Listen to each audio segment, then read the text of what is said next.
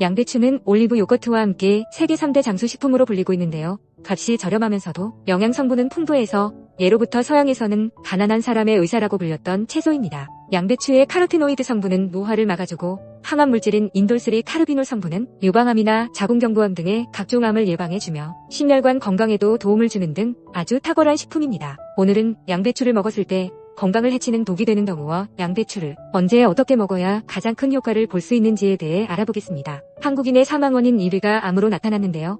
특히 그 중에서도 우리나라 사람들에게는 위암이 1위를 기록한다고 합니다. 그런데 그 수치가 미국에 비해 배에 달할 정도로 아주 심각하다고 합니다. 우리나라에서 유독 위암 환자 수가 많은 이유는 아무래도 맵고 짠 음식이 많은 음식 문화 때문이겠죠.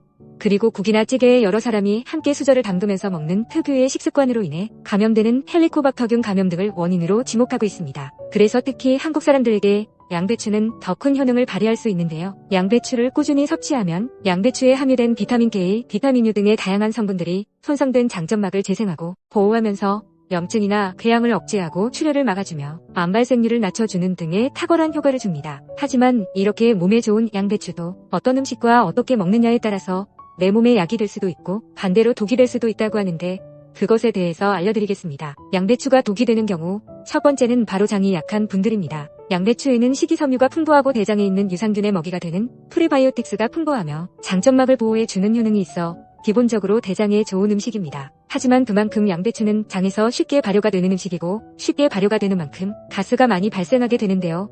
장이 건강한 분들은 이렇게 발생한 가스가 문제가 되지 않겠지만 장이 약하거나 예민한 경우 특히 과민성 대장 증후군처럼 장질환을 앓고 있는 분들은 배가 부풀어 오르면서 가스가 차고 복통설사를 유발하기도 합니다. 또한 양배추에는 소화효소에 의해 분해되지 않는 당인 라피노스라는 성분을 상당량 함유하고 있어 섭취 시 소화되지 않은 채로 장을 통과하기 때문에 헛배가 부르거나 속이 더부룩하고 부글부글 끓는 느낌을 따라서 양배추를 드시고 난 뒤에 가스가 차거나 트림이 올라오는 경우 혹은 복통이나 설사 증상이 생긴다면 섭취량을 줄이거나 피하는 것이 좋겠습니다. 양배추가 독이 되는 경우 두 번째는 바로 갑상선이 약한 분들입니다. 양배추나 브로콜리 같은 십자화과 채소에는 글루코시놀레이트라는 성분이 풍부하게 함유되어 있는데요. 글루코시놀레이트는 노화를 촉진하는 활성산소를 억제하고 암과 관련된 호르몬의 생성을 억제해 발암물질을 막고 종양의 성장을 막는 항암제 역할까지 하는 아주 좋은 성분입니다. 하지만 문제는 이 성분이 갑상선이 약하신 분들에게는 오히려 독이 된다는 것인데요. 글루코시놀레이트가 우리 몸에서 분해되는 과정 중에 고이트로젠이라는 성분이 만들어지는데 이 성분이 갑상선 호르몬을 생성하는 데 필요한 요오드 흡수를 방해합니다. 갑상선은 요오드가 부족하면 갑상선 호르몬을 충분히 생성하지 못하고 크기가 비정상적으로 커지면서 갑상선종이 생길 수 있습니다. 따라서 갑상선 기능 저하증을 앓고 있거나 갑상선이 평소에 약하신 분들은 양배추를 드실 때 이러한 점을 유의해야 합니다. 갑상선이 약하신 분들이 양배추를 드시려면 양배추를 찌거나 데쳐서 드시는 것이 좋은데요. 양배추를 찌면 고이트로젠 성분이 3분의 1가량 줄어들고 그 능물에 30초간 데칠 경우 90% 정도가 없어진다고 합니다. 양배추는 생으로 섭취했을 때 영양성분 손실이 가장 적겠지만 갑상선이 걱정되신다면 양배추에 열을 가해서 익혀 드시는 것이 도움이 되겠습니다. 양배추가 독이 되는 경우 세 번째는 바로 항응고제를 복용 중인 분들입니다. 양배추에는 여러 가지 영양소가 들어있지만 그 중에서도 특히 비타민 K는 혈액 응고에 핵심적인 역할을 합니다.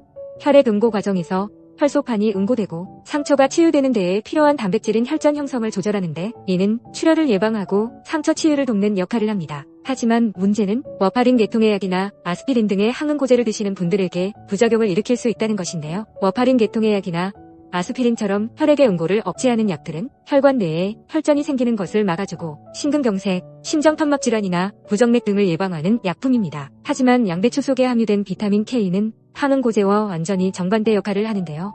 워파린과 아스피린은 혈관을 묽게 만들어주는 반면 양배추의 비타민 K는 오히려 혈액을 응고시키는 역할을 합니다. 따라서 평소에 워파린 계통의 약이나 아스피린을 처방받아 복용 중이시라면 양배추의 비타민 K는 오히려 약의 효능을 크게 떨어뜨릴 수 있으니 지금 먹고 있는 약이 항응고제가 아닌지 반드시 확인해 보시기 바랍니다. 그렇다면 이번에는 양배추를 건강하게 섭취하기 위한 방법에 대해서 알아보겠습니다. 우리나라에는 대표적인 발효식품인 김치가 있지요. 마찬가지로 독일에는 양배추를 절인 후 발효시켜 만든 사우어라우트라는 대표적인 발효식품이 있습니다.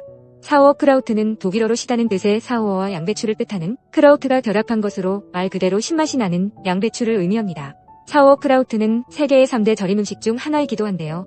양배추를 그냥 먹는 것보다는 절임을 만들어 드시면 식이섬유 때문에 배에 가스가 차는 것을 방지해주고 양배추 절임에 생성된 식물성 유산균은 위산이나 담즙에 강해서 장까지 살아서 도달하기 때문에 장 속의 유익균수를 늘리고 장내 환경을 건강하게 개선하는 데 큰 도움이 됩니다. 국제학술지에 발표된 연구 내용에 따르면 양배추를 발효시킬 경우 그 속에 들어있는 글루코시놀레이트 성분이 분해되어 이소티오시아네이트를 비롯한 여러 가지 항암물질이 생성된다는 사실을 발견했습니다. 양배추의 식이섬유가 장내 유익균의 먹이가 되면서 장을 청소하고 정장작용과 동시에 배변 활동을 촉진시키는 효과가 있으며 더불어 양배추의 항암 효과까지 더욱 높아지죠. 그럼 독일식 양배추 김치인 사우어크라우트와 양배추 초절임 두 가지를 만드는 방법을 소개해드리겠습니다.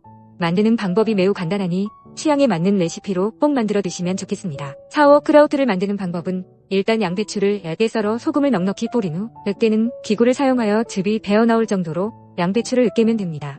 그리고 양배추가 모두 잠길 정도로 충분한 양의 즙을 내야 하는데 즙이 모자라면 물로 보충하면 됩니다. 그리고 양배추와 양배추즙을 밀폐용기에 담아 46주간 저장하면 됩니다. 저장 기간 중 별도로 박테리아를 주입하지 않아도 양배추 표면에 존재하는 유산균에 의하여 발효가 진행되고 이 과정에서 양배추의 당분이 유기산으로 전환됩니다. 유기산은 사우어크라우트의 신맛을 낼 뿐 아니라 유해 박테리아의 활동을 저해하여 보존성을 높이기 때문에 사우어크라우트는 15도 이하의 저온 환경에서 밀폐용기에 담아두면 한 달 이상 보관이 가능합니다. 우리나라의 대표적 발효 음식인 김치와 마찬가지로 사우어크라우트도 먹는 방법이 여러 가지 있는데요. 소프 등 다양한 요리의 재료가 되기도 하고 육류 요리 등의 사이드 디시로서 느끼함을 잡는 역할을 하기도 합니다. 양배추 초절임 만드는 방법은 먼저 양배추 초절임을 담을 병을 끓는 물로 약 1분간 소독합니다. 그런 다음 양배추를 한 입 크기로 먹기 좋게 잘라서 넣습니다. 식초물을 만들 냄비에 물과 식초 비율을 2대1로 넣고 설탕을 식초의 2분의 1만큼 넣어서 설탕이 녹을 때까지 끓여줍니다. 참고로 파인애플 1통을 갈아서 넣어주면 좋은데요. 파인애플을 넣어 만들면 향긋하고 새콤달콤한 맛 좋은 초절임을 만들 수 있습니다. 양배추 속에 들어있는 붕소 성분은 파인애플 속에 들어있는 브로멜린 성분과 만나게 되면 상승작용을 일으켜 에스트로겐, 호르몬의 분비를 촉진해주며 관절 염증을 억제하고 통증을 완화시키는 효과가 있습니다. 마지막은 식힌 식초물을 유리병에 2분의 1 정도로 부어주고 나머지는 갈아둔 파인애플을 넣고 잘 섞이도록 저어주면 됩니다. 이렇게 완성된 초절임은 냉장고에서 하루 이상 숙성해서 드시면 맛있게 드실 수 있습니다. 또한 많은 분들이 양배추를 섭취할 때 농약에 대해서 걱정하고 계시는데요. 사실 대부분의 과일이나 채소와 마찬가지로 양배추도 농약을 많이 칠 수밖에 없습니다. 그래서 많은 분들이 양배추에 소금까지 농약이 스며들었다고 생각해서 세척할 때 일일이 한 장씩 떼어내서 씻는 분들이 계시지만 굳이 이렇게까지 씻을 필요는 없다고 합니다. 그 이유는 양배추는 잎이 자랄 때 안쪽부터 바깥으로 자라는 것이 아니라 바깥에서 안쪽으로 겹겹이 자라나는 형태이기 때문에 농약이나 산성비 등이 안쪽으로 스며들기가 어렵습니다. 더군다나 양배추의 겉잎은 매끄러워서 농약이 잘 스며들지 않을 뿐더러 애초에 출하할 때도 겉잎은 떼어내고 유통되다 보니 구입 후 집에서 양배추를 세척할 때는 겉잎 2-3장 정도 떼어버리고 물에 5분간 담근 뒤 씻어서 먹는 것이 좋습니다. 이상으로 위에 좋은 양배추를 건강하게 먹는 법과 주의해야 할 점에 대해서 알려드렸습니다. 오늘의 영상도 끝까지 시청해 주셔서 감사합니다. 오늘의 영상이 도움되셨다면 구독과 좋아요 꼭 부탁드려요. 그리고 소중한 가족과 지인분들께도 많이 공유해주세요. 감사합니다.